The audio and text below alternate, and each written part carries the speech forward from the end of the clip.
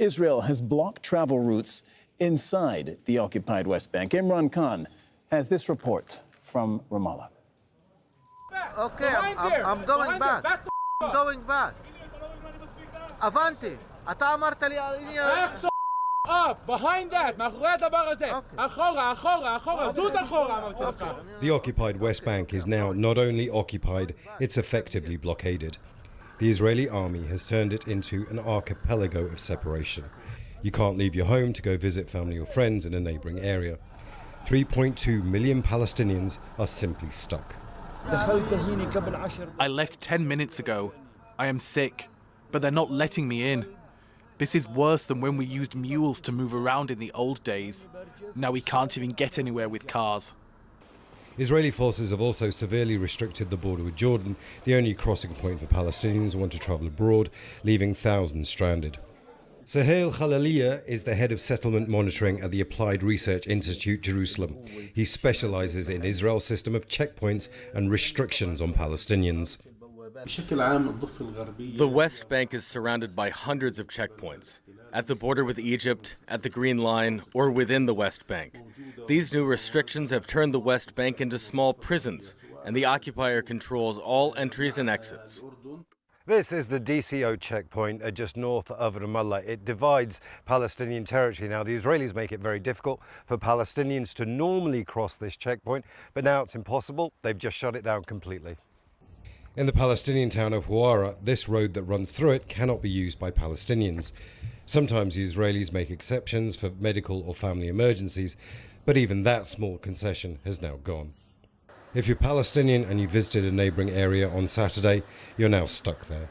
Many here feel this effective blockade may not be temporary, that it's simply a precursor to even heavier Israeli restrictions that may well become permanent.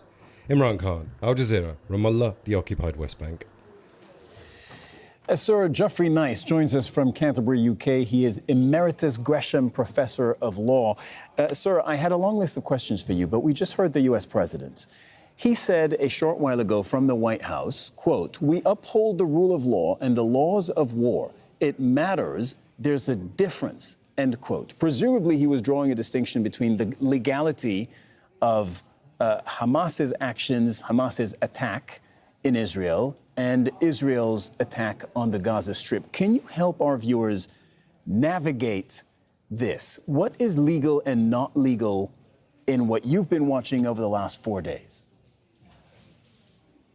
He may well have been drawing that distinction. And before I come to the specific answer to your question, I was inclined to make this observation.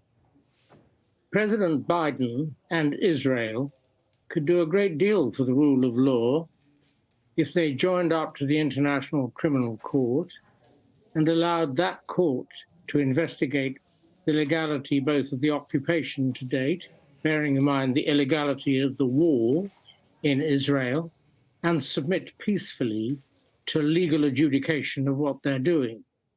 It's an unhappy reality that Israel is more or less immune from the jurisdiction of the International Criminal Court, that America will save it if there's any attempt to refer it there by the Security Council, and that America itself is not a member of that court.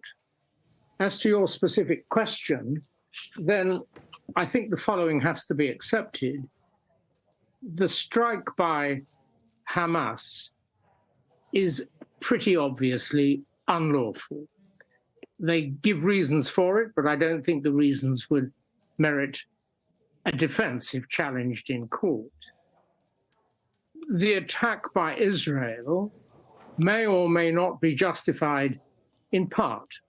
Defense against the rockets, certainly. Self-defense, already a hard issue from them to advance for several reasons, not just because of the overall circumstances, but because you defend yourself against a state, and Gaza is not a state. It's also an occupied territory, and it's occupied by Israel. So there's got out the initial problems about the legality of what it's doing, although defending itself against the rockets is undoubtedly legal. The nature of its attack on Gaza is much, much more problematic for it. And the language of the politicians and military leaders is something we must watch with great care. Siege may just about in certain circumstances be legal.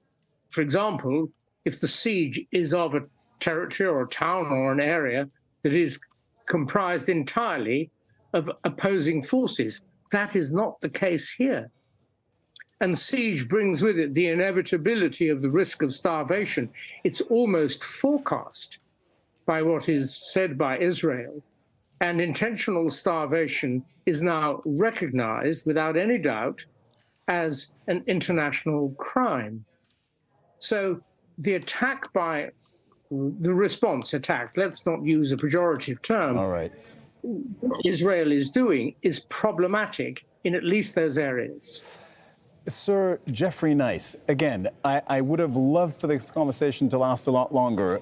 We hadn't quite forecast the speech and the length of the speech by the U.S. president, but I thank you so much for that invaluable analysis of what is legal, what's not legal, and what's a gray area when it comes to the law of war.